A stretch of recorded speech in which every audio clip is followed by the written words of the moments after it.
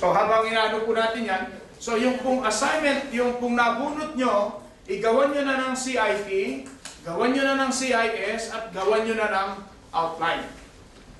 Amen? Now, normally, pag matagal ka na nag-preach, inumpisan mo sa design na. Kanya lang, mas maganda na umpisan mo doon sa CIS and CIT. Para na sa ganun, hindi ka out of context. O lahat ba may kopya na? Yan. Amen. Now, dito po, good design will enhance the preacher's ability to communicate the CIT, the purpose statement, and CIS. So, kung maganda raw yung outline natin, no, may babahagi natin ng maganda rin sa makikinig. And then sabi niya, designs are like roadmaps, enabling us to view where we are going and keeping us on the proper road as we journey toward our desired destination.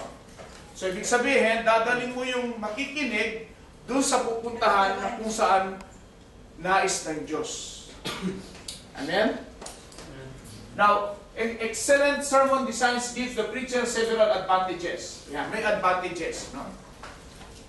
A clear design gives blank to sermon. Too often, the preacher takes a text, departs there from, and goes everywhere preaching the gospel.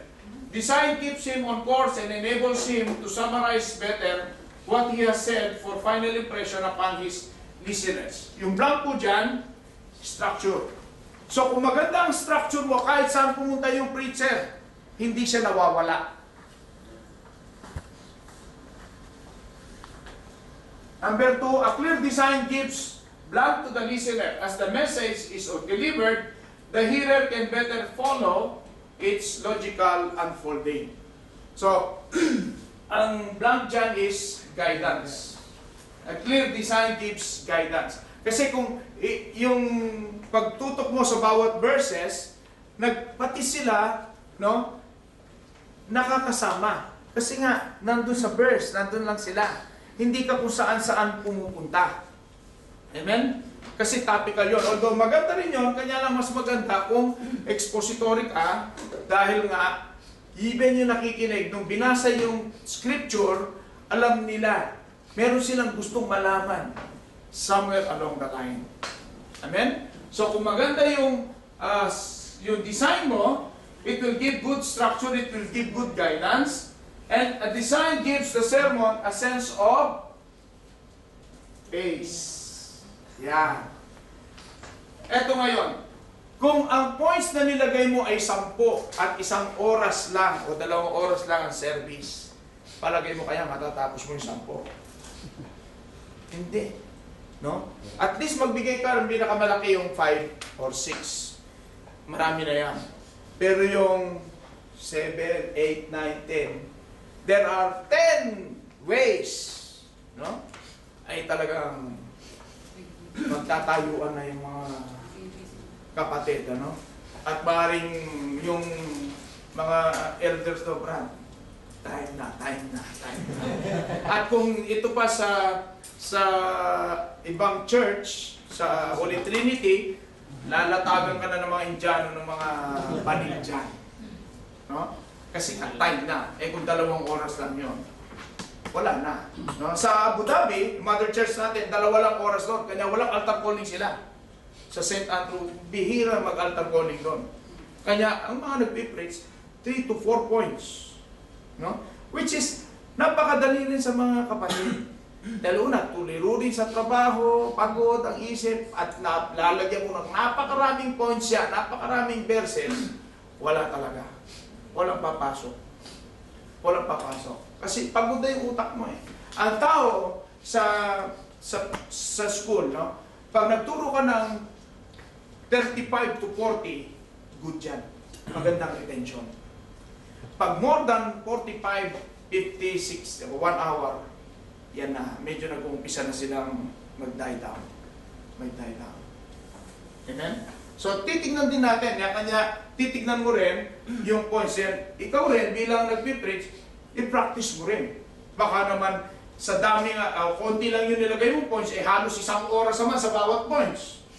Lalo na rin yun. Amen? And then, a design brings ano ito? Unity to the various parts of the sermon for both preacher and listener. It ties the different parts of the message together. Its division can be related to the others as the CIS is unfolded. So, ibig sabihin, may unity, no? Kanya nga, yung CIS natin, magdidepend lang dun sa CIT. Amen? Now, a design gives arrangement to the abundance of exegetical material. It will help preacher know how to organize his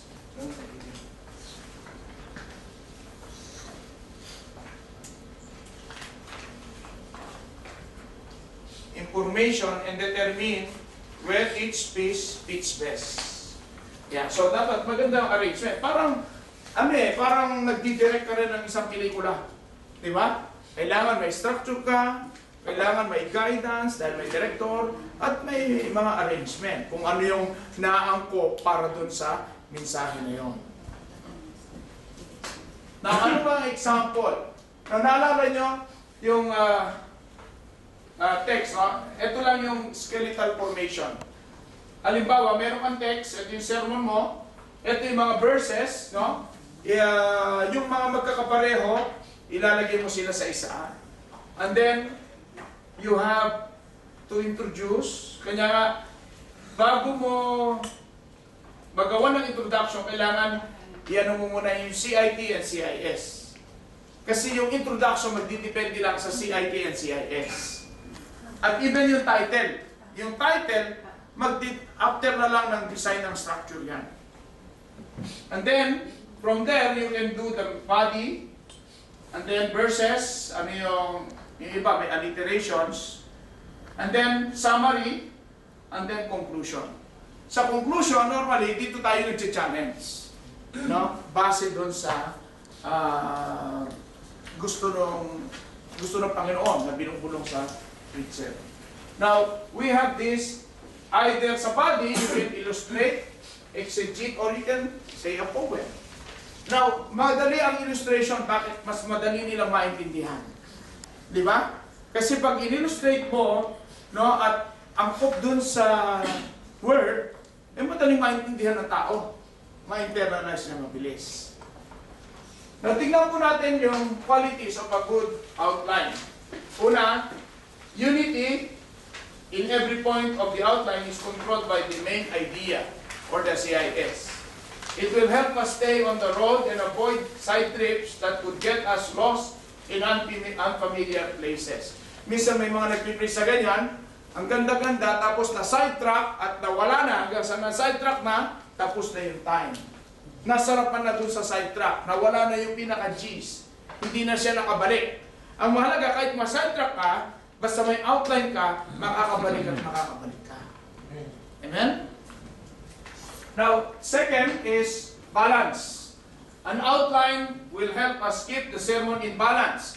So, kung may 4 points ka, at least i-balance mo yung time mo sa bawat points. At hindi ka magagahol. Sabihin mo, 40 minutes. So, kung may 4 points ka, o ilan yun? Di ba? At least 10 minutes. Malaki na yun. And then, the third one, a sermon should move swiftly to accomplish its purpose. Movement.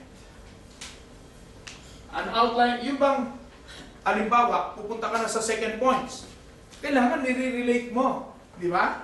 Hindi na pupunta ka doon sa second point na wala na, para bang walang relasyon doon sa nauna. Di ba? Kailangan meron kang smooth movement ng paglipat mo doon sa another points. Amen? Kasi ito, parang nakikinig yan ng dula. Di ba? O yung naalala yung si Mata. No? O ano ba yung mga pili? Ano mga dula? Ha? Hindi ko kilala yun. Ha? Matagal. Hindi ko alam yun. Ha? So, di ba pag nakikinig ka, sinusubaybayan mo? Dahil alam mo alam mo siya, interesado ka, sinusubaybayan mo ngayon, ano yung susunod. Kanya dapat yung paglipat mo ng scene, kailangan smooth din. Amen?